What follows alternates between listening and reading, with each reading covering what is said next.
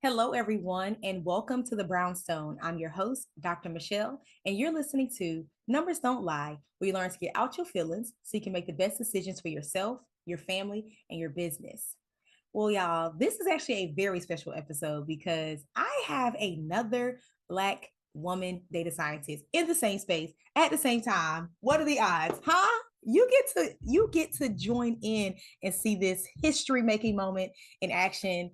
I know I meet a lot of people. There's not a lot of brown people in the data space or tech space, so you put woman on top of it.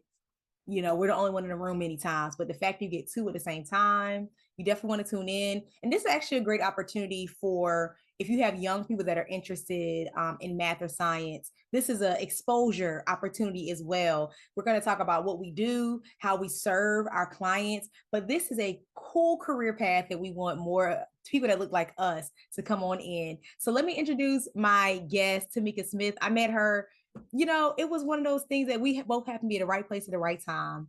We met each other at a conference, and I'm like, I got to get you on my podcast. So, welcome to the Numbers Don't Lie stage, Tamika Smith.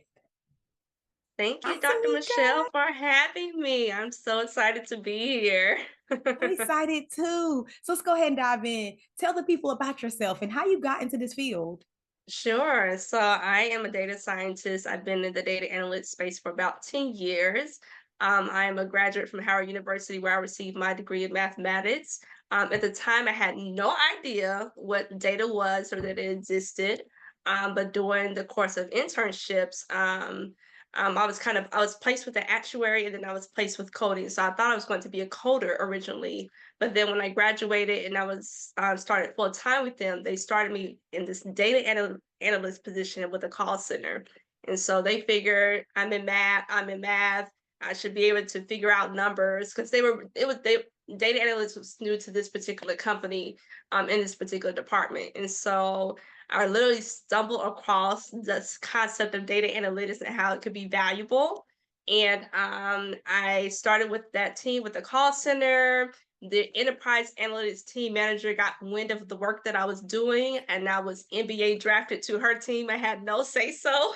And 10 years later, I've grown from an entry level data analyst all the way up to a data scientist. So I've done everything from basic spreadsheets and analysis and Tableau, Power BI to predictive models for very large companies. So it's been a great journey, and I'm very happy to be one of the fortunate ones that can actually use their degree. So that mathematics background does translate well into the data analytics space, especially since I spent some time learning to code as well while I was at Howard. So being a data scientist, you very well know it's very much a combination of statistics, math, coding, data visualization, all of that.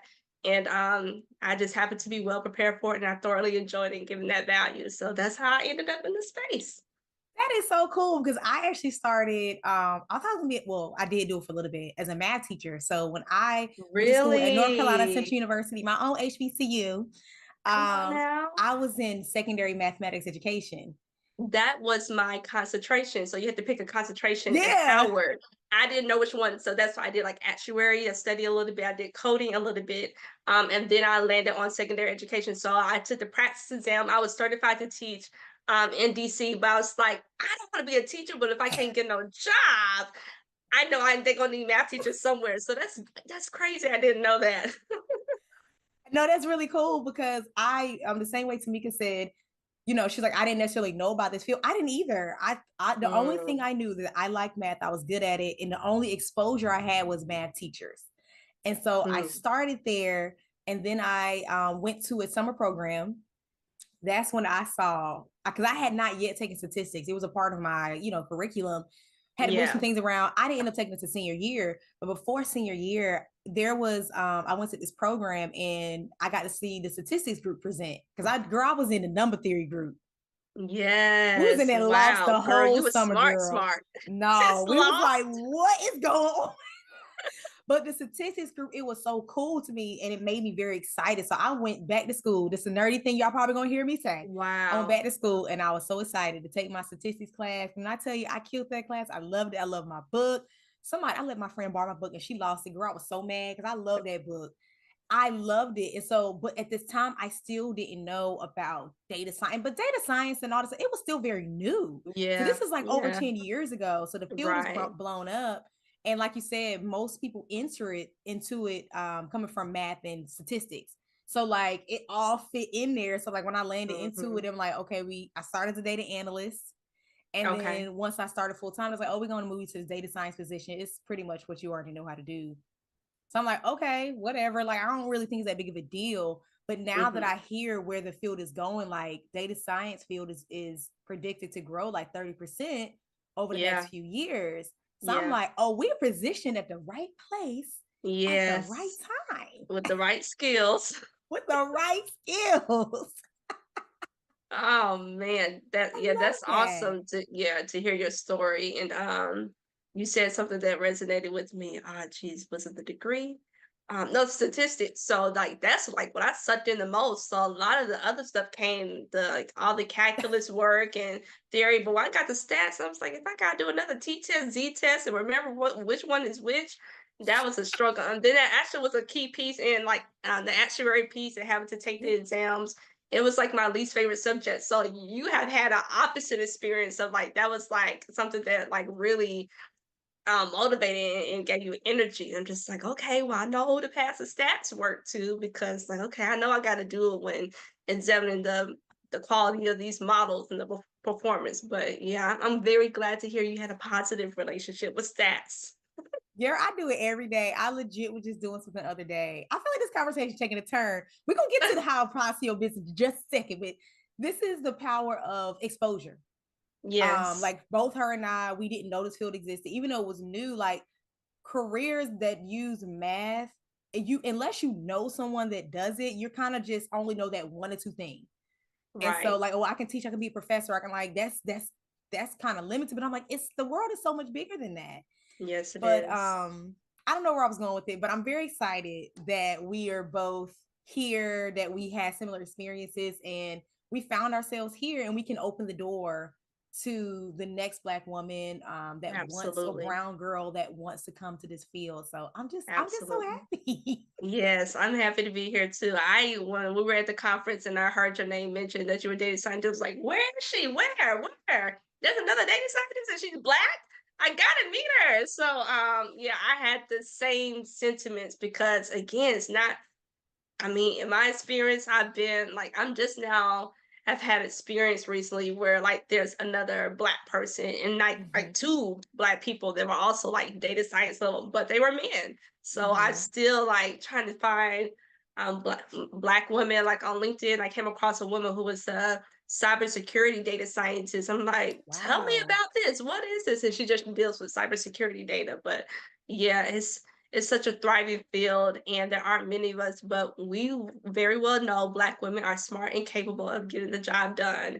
And so where we could spread the message that like and make just awareness because again we don't know like you hear about police Right. officers, doctors, attorneys, you hear all the high level ones and then you get to corporate America, it's like I never heard of this position or do Right. this one or oh I could have studied this in college, maybe I didn't know that could be a career or be profitable.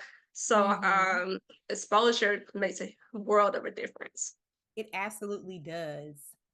Did you know that data driven organizations were 19 times more profitable? 19. You heard me right. Perhaps you're asking, what is data driven and how do I become one of those organizations? I'm so glad you asked. I want you to go take a quiz. It's a simple, quick quiz to help you assess if you are, in fact, one of those organizations. Head over to mogulbeginnings.com/data into dollars quiz now. That's mogulbeginnings.com. You can just go to mogulbeginnings.com and it'll show you the data into dollars quiz. Take it now. You'll see if you're on your way to 19xing your profitability. You're listening to Numbers Don't Lie on KCCR Cityscape. We hope you're enjoying the tunes and all the jams. Make sure you visit our website over at brownstoneworldwide.com to learn about all things Brownstone. You can check out Brownstone Living Magazine and all the great things that we have on the website, as well as the shop. You just got to head over to the website, brownstoneworldwide.com. So, Tamika, we both entered to this space. We worked for other people. How did you branch out into your own? And then tell us about like some of your favorite projects. Sure. I actually started my business in 2019. It wasn't the first business I attempted, but it was the first data science, data analyst business. I've done the gamut. I've started a tutoring company. I started a hair braiding business. I've started because I have many skills. And you're probably laughing because you get it. When you have multiple skills, you don't know what to focus on because Yep. there are multiple things you're good at. And then again, we're numbers girls. I'm like, I got the skill. I know I can make some money in it, right? And then on top of that, my dad has had his own business for over 30 years now, and my Wow. grandfather also had his own construction business. So I've been exposed to having your own thing. And then being in college, like, well, I got a skill to make some extra money. But in 2019, I decided, like, let me actually put what I enjoy to work in it, start all these little side hustles and actually start to build a side business. And when I first started my business, I kind of struggle in picking a niche area because they Mm-hmm. always say like niche down, niche down. And in my career, I have been exposed to using data analytics in a variety of different industries. I worked in insurance, I worked in retail, I've done HR analytics, I've done fraud analytics. I have the skill to take the core skill set of data and data science and apply it to just different data sets, right? And so I Mm-hmm. was like, well, I start my business, I'll just do anything, right? Whoever got a problem, I just say, hey, I can do the data work, right? And that wasn't clear. It wasn't beneficial when trying to market, like share what do you do, who do you help? I'm like, Mm-hmm. I can help everybody and I can do everything because I've done everything from the data engineering to the data Right. visualization, Data right? is data to us. So Yeah, and we are whatever. responsible for the entire life cycle. Like when you get to the level of data scientist, you have been exposed to the entire data life cycle process, Right. right? Getting the data that's dirty, having to clean it, then transforming the data, then analyzing the data. Then if you're going to do something advanced like modeling or something else, doing that, and then putting the ETL process in, and then visualizing the data and share it. We've done everything, right? Mm-hmm. Um, to say like I could do pretty much of anything, and that didn't help somebody because I need to be able to tell Right. them the problem they need to solve with the data. I started to I for me what worked for me, I went back through all the projects that I enjoyed throughout my career. And I recognized I most enjoy being able to show the value of different programs and initiatives. And that's what I call it impact. And so whether I was in HR, they want to know if their learning management system was working, if the courses were working, or if we put something protections in place to limit fraud on credit card applications when I was with a retail company. Everybody wants to know if what they were doing was working. Mm-hmm. And I was like, okay, I enjoy being able to show that baseline, show that transformation. And I wanted to bring my skill set to people who needed it most. And so my thought was small businesses and nonprofits, they're doing great work, they want to grow. They want to be, I'm sure they have aspirations of being very large, but they probably don't know like how to use data or if data is critical. And once I started to start sharing some of that message, that idea of impact data that really started resonating with people. And was unaware initially that impact was such a big word in the nonprofit space. Yeah. That's how I ended up terming myself as the impact data architect.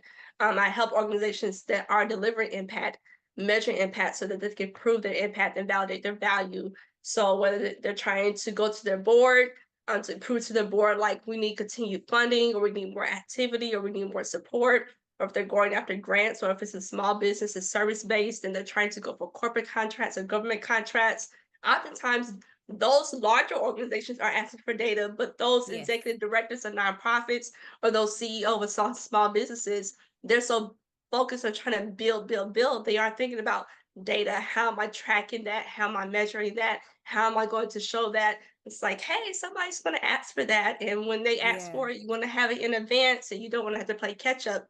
And oftentimes people are playing catch up, but so it's large companies too, because again, data is still fairly new.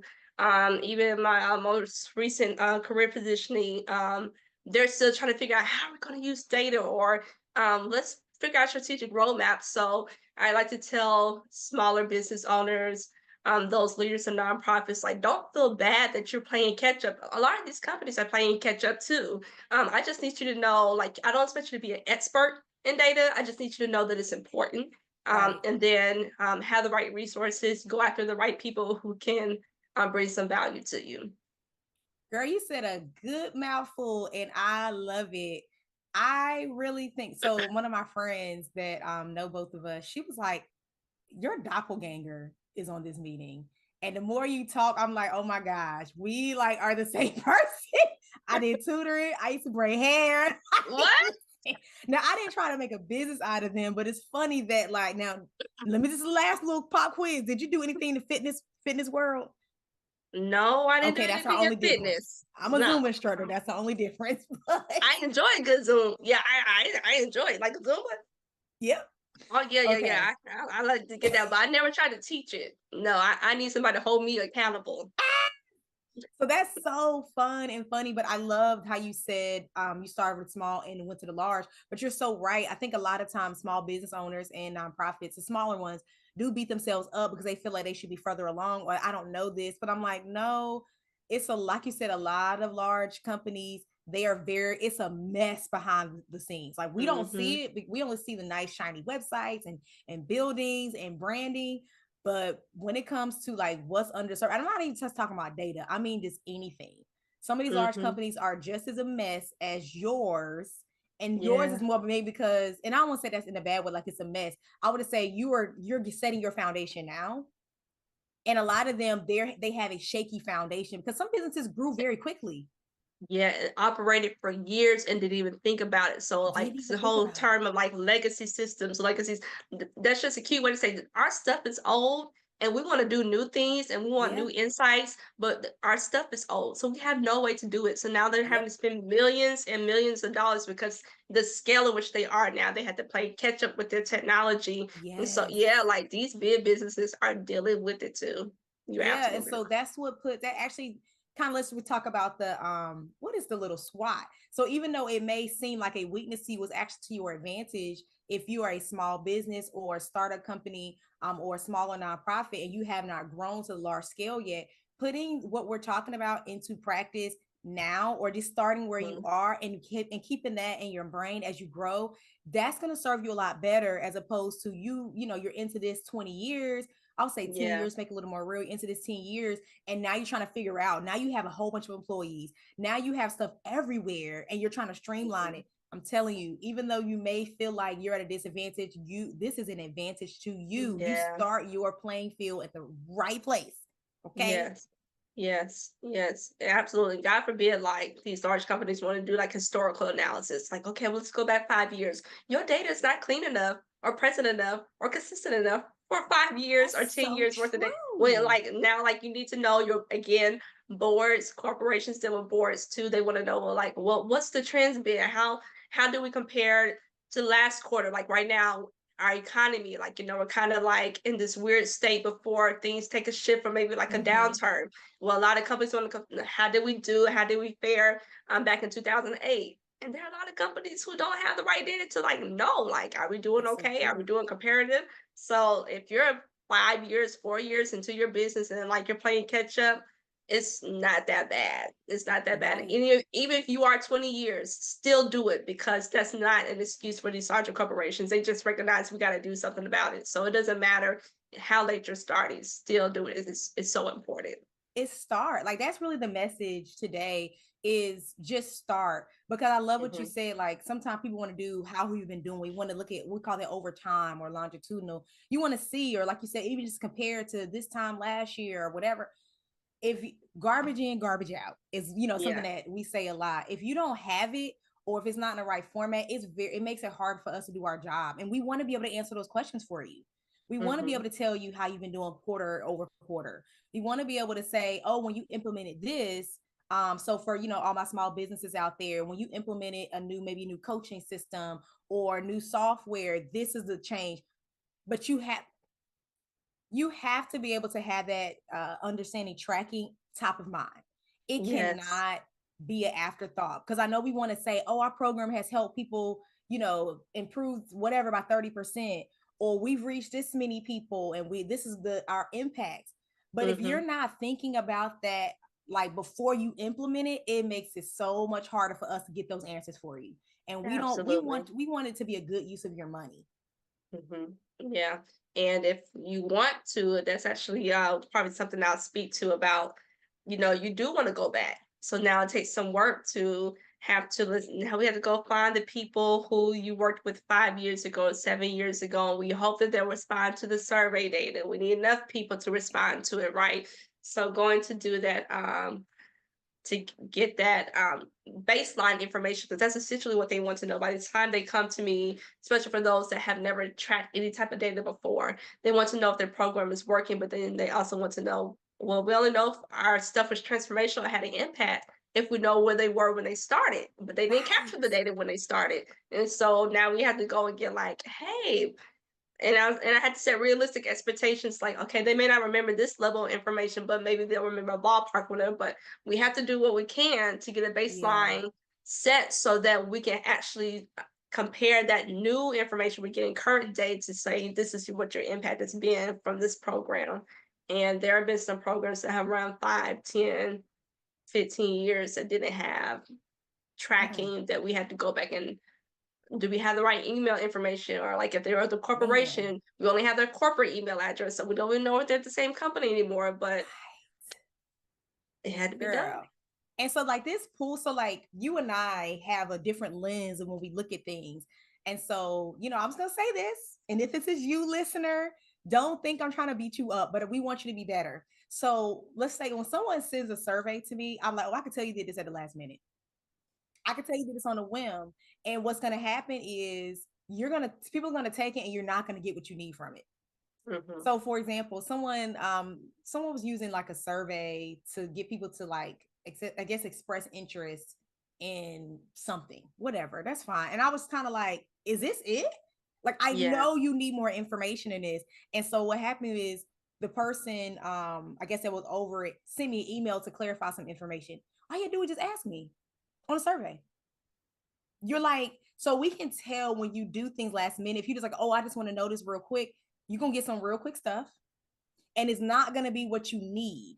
So keeping Yeah. this people like me in your corner, people like Tamika in your corner to be able to like, hey, can I get a call with you? Can I get a strategy call with you? I'm thinking about doing this.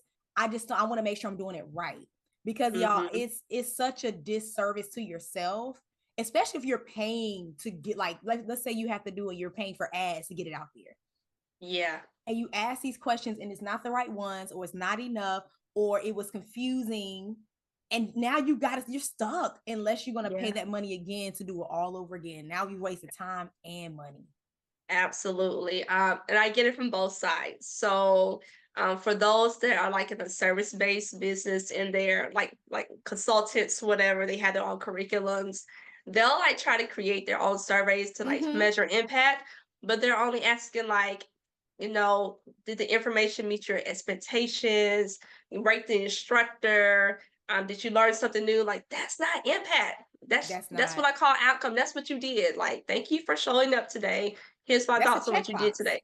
It's a chat box. It's not impact. So when you have a Dr. Michelle, when you have myself come in to know the concepts when we're thinking about data and how to measure different things, the right thing to measure. Like I always ask them, especially those who are in consulting, I said, have you heard of the 4 levels of evaluation for training?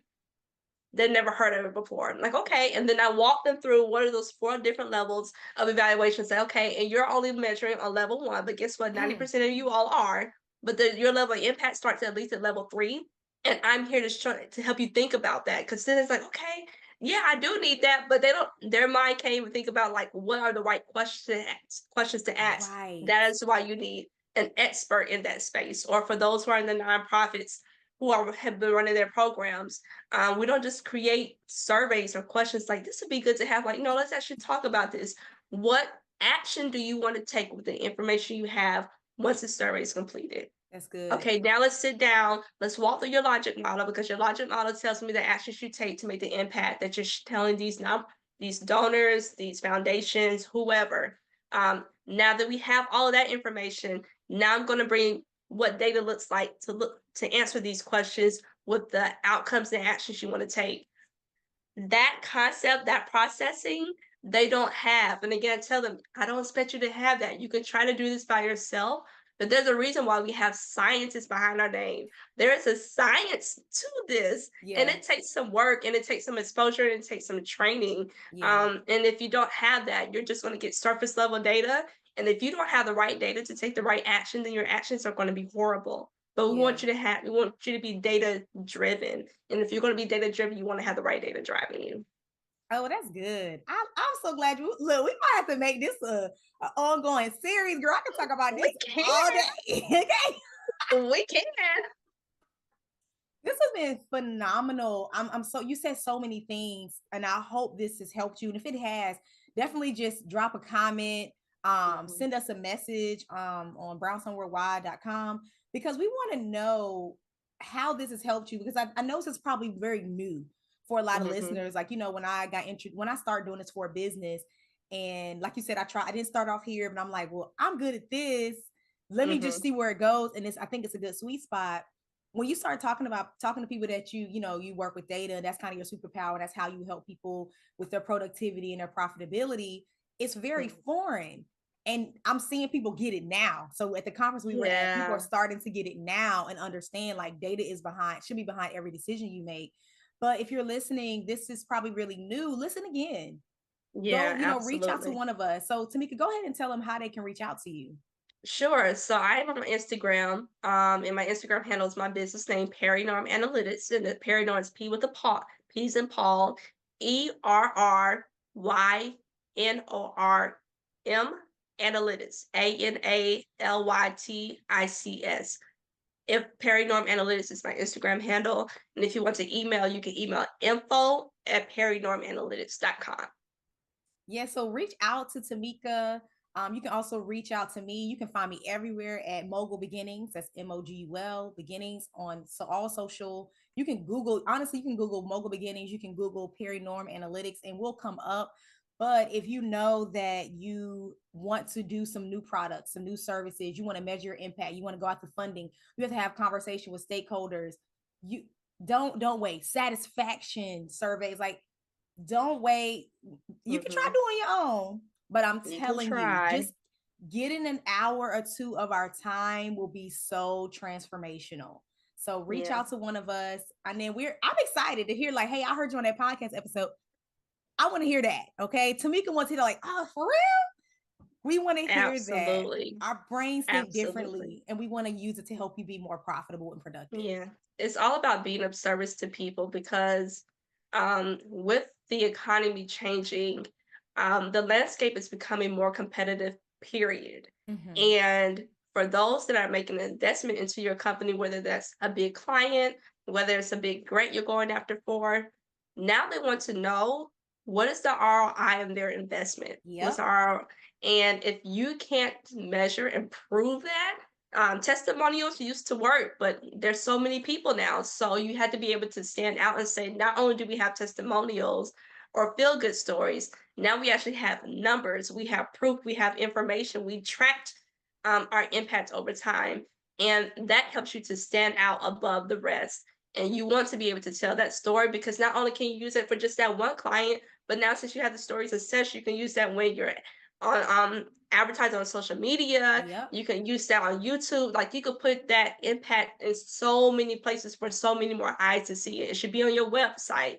Yep. So have take advantage of the resources because it's not just an investment to have Dr. Michelle or myself. It's going to be a bigger ROI for you because you can have that Absolutely. data structured place at one time and then you have somebody to support it.